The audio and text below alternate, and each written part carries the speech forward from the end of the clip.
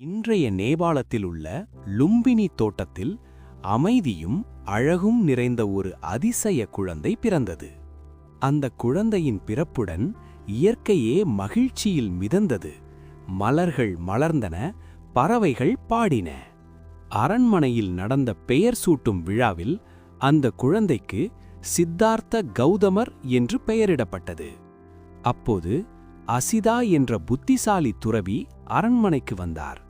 இந்த குழந்தை ஒரு மகத்தான அரசராகவோ அல்லது உலகத்தை வழிநடத்தும் மகா ஞானியாகவோ மாறும் என்றார்.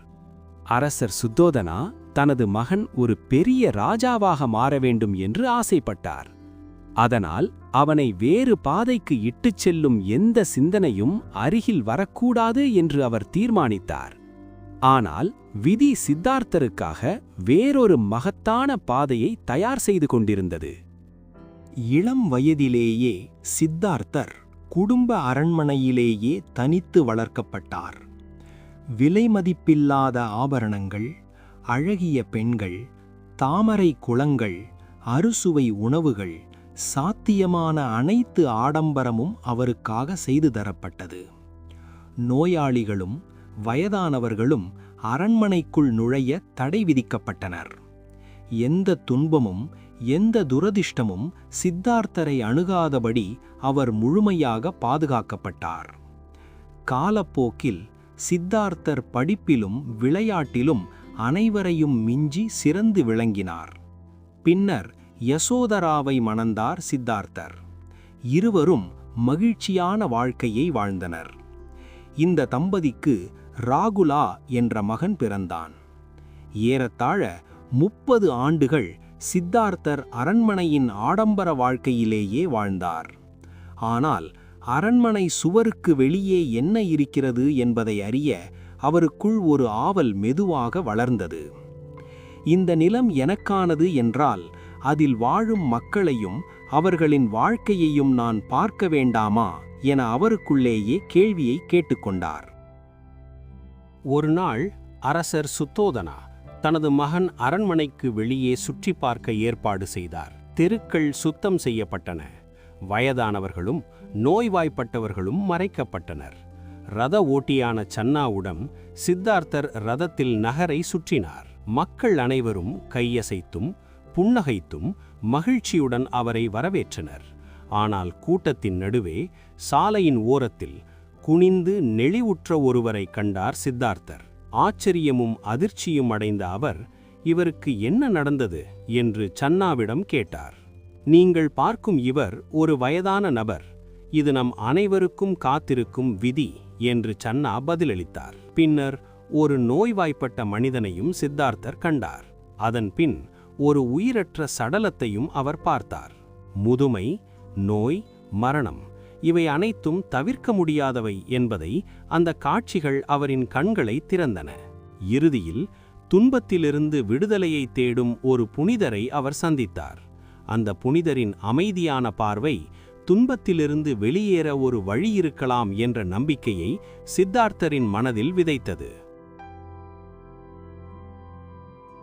இதற்கு முன் சித்தார்த்தர் முதியவர்களையோ நோய்வாய்ப்பட்டவர்களையோ ஒருபோதும் நேரில் சந்தித்ததே இல்லை. உண்மையில் அவர் போலவே நாமும் பலரும் துன்பங்களை புறக்கணித்தே நம் வாழ்க்கையை வாழ்கிறோம். அரண்மனைக்கு திரும்பிய சித்தார்த்தர் மிகப்பெரிய மன உளைச்சலை உணர்ந்தார். அன்புக்குரியவர்களால் சூழப்பட்ட ஒரு நிம்மதியான வாழ்க்கை அவருக்கு இருந்தது. ஆனால் ஒரு நாள் நானும் என்னை சுற்றியுள்ள அனைவரும் முதுமையடைந்து நோய்வாய்ப்பட்டு இறந்து விடுவோம் என்பதை அறிந்தபின் எப்படி நான் உண்மையில் மகிழ்ச்சியாக இருக்க முடியும்? இந்த துன்பத்திலிருந்து எல்லோருக்கும் ஒரு வழியை கண்டுபிடிக்க வேண்டும் என்ற ஆசை அவரின் மனதை நிரப்பியது. ஒரு இரவு அனைவரும் உறங்கிக் கொண்டிருக்க சித்தார்த்தர் அரண்மனையை விட்டு அமைதியாக புறப்பட்டார். பின்னர் பல பெரிய குருக்களை அவர் சந்தித்தார். அவர்களின் வழிகாட்டுதலுடன் ஆழ்ந்த தியான நிலைகளையும் அடைந்தார். ஆனால் இந்த தியான நிலைகள் துன்பத்தை முற்றிலும் முடிவுக்கு கொண்டு வரவில்லை என்று உணர்ந்தார் சித்தார்த்தர். அதனால் கடுமையான சந்நியாச நடைமுறைகளுக்கு அவர் திரும்பினார். உணவையும் உடல் சௌகரியங்களையும் அவர் மெதுவாக கைவிட்டார். மிகவும் குறைந்த அளவில் வாழ்ந்தார். 6 ஆண்டுகள் தியானமும் துறவுமாக அவரது வாழ்க்கை தொடர்ந்தது. அந்த காலத்தின் முடிவில் அவரது உடல் மிகவும் மெல்லியதாக மாறியது. தோலால் மூடப்பட்ட ஒரு எலும்புக்கூடு போல் அவர் தோற்றமளித்தார். ஆனால் இந்த பயணம் இன்னும் முடிவடையவில்லை. உண்மையான விடை அவரை இன்னும் காத்துக் கொண்டிருந்தது. ஒரு நாள் புத்தர் ஆற்றோரம் அமர்ந்திருந்தபோது ஒரு ஆசிரியர் சிறு குழந்தைக்கு இசைக்கருவியை எப்படி இயக்க வேண்டும் என்று சொல்லிக் கொடுத்ததை சித்தார்த்தர் கேட்டார். நரம்புகள் மிக லேசாக இருந்தாலும் இசை வராது. அதேபோல் அவை மிக இறுக்கமாக இருந்தாலும் அவை அறுந்து போய்விடும் என்று அந்த ஆசிரியர் கூறினார். அந்த கணமே பல வருட துறவு பயிற்சியும் துன்பத்தை முடிவுக்கு கொண்டு வரவில்லை என்பதை சித்தார்த்தர் உணர்ந்தார்.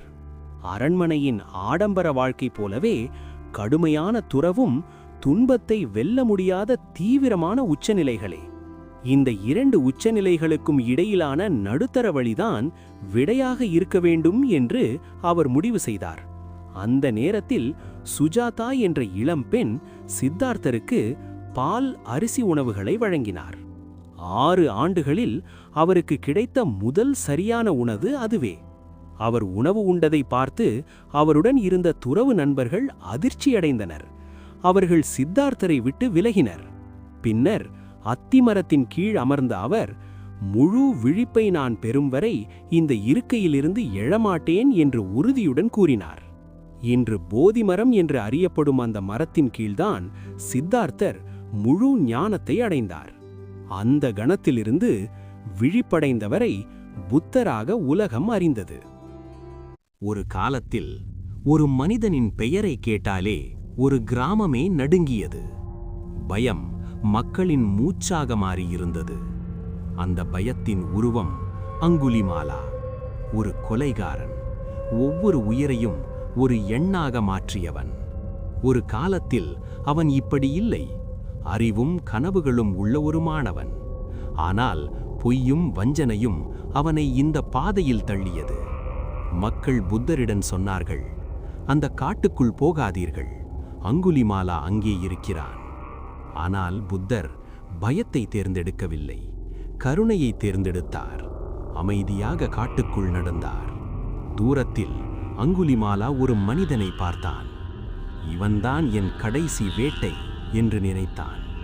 அவன் ஓடினான், வேகமாக, கோபத்தோடு.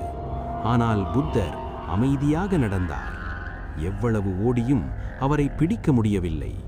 களைத்து போன அங்குலிமாலா கத்தினான், நிறுத்து, நிறுத்து. புத்தர் திரும்பி பார்த்து சொன்னார், நான் நிறுத்திவிட்டேன், ஆனால் நீ இன்னும் நிறுத்தவில்லை. அந்த ஒரு வாக்கியம் அவன் உள்ளத்தை உடைத்தது. கையில் இருந்த ஆயுதம் கீழே விழுந்தது. முதல் முறையாக அவன் தன்னை பார்த்தான். அந்த கணமே ஒரு கொலைகாரன் மாற ஆரம்பித்தான். புத்தர் அவனை தன்னுடைய சீடராக ஏற்றுக்கொண்டார். பழைய பாவங்கள் உடலை வலிக்க வைத்தன, அடிகளும் அவமானங்களும். ஆனால் அவன் மனம் இப்போது அமைதியாக இருந்தது. ஆயுதமில்லாத கைகள், வன்மமில்லாத மனம். அங்குலிமாலா இப்போது புத்தரின் சீடன். எவ்வளவு பெரிய பாவியாக இருந்தாலும் உணர்வு வந்தால் மாற்றம் எப்போதும் சாத்தியம். கருணை ஒரு மனிதனை மறுபடியும் பிறக்கச் செய்கிறது.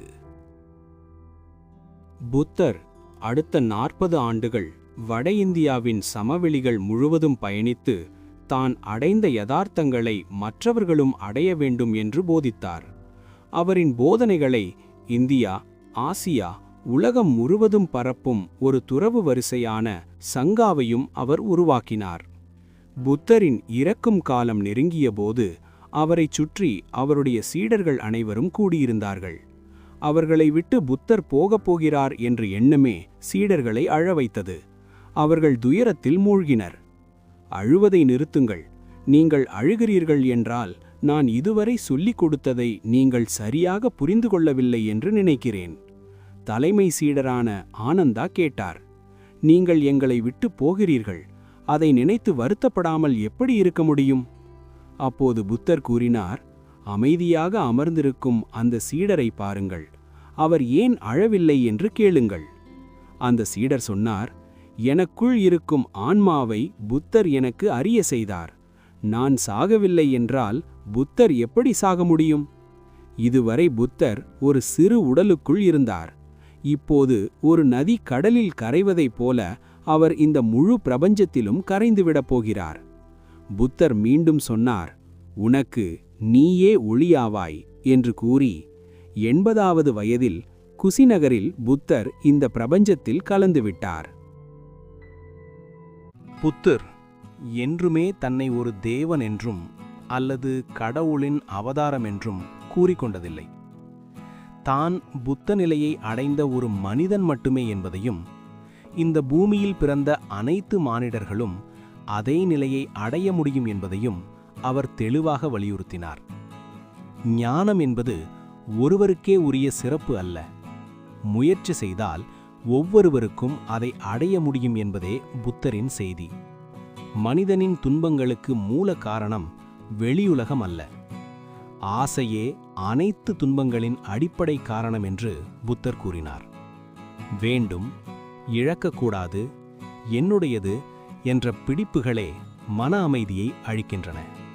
புத்தர் நிலையான ஆத்மா என்ற கருத்தை புறந்தள்ளினார். அதற்கு பதிலாக உடலும் மனமும் உலகமும் எப்போதும் மாறிக்கொண்டே இருக்கும் என்ற அனாத்மா கொள்கையை வலியுறுத்தினார். நாம் நான் என்று நினைப்பது கூட நிலையான ஒன்றல்ல. அது தொடர்ந்து மாறிக்கொண்டே இருக்கும் ஒரு நடைமுறை மட்டுமே. புத்தர் வேதங்களையும் கடவுள் இருப்பையும் முழுமையாக மறுக்கவில்லை. ஆனால் அவற்றை பற்றி வாதிக்கவும் இல்லை, விளக்கவும் இல்லை. ஏனெனில் அவரின் கவனம் கடவுள் யார் என்பதில் அல்ல, மனிதன் எப்படி துன்பப்படுகிறான், அந்த துன்பத்திலிருந்து எப்படி விடுபடலாம் என்பதில்தான். வாதமல்ல, வழிபாடல்ல, தன் சொந்த அனுபவத்தின் மூலம் உண்மையை உணருங்கள் என்பதே புத்தரின் போதனை. புத்தர் ஒரு கடவுள் அல்ல, அவர் ஒரு வழிகாட்டி. அந்த வழியில் நடக்க வேண்டியது நாம் தான். நண்பர்களே, இந்த வீடியோ உங்களுக்கு பிடிச்சிருந்தா ஒரு லைக் பண்ணுங்க, சப்ஸ்கிரைப் பண்ணுங்க. மிக்க நன்றி. நெக்ஸ்ட் வீடியோல சந்திப்போம்.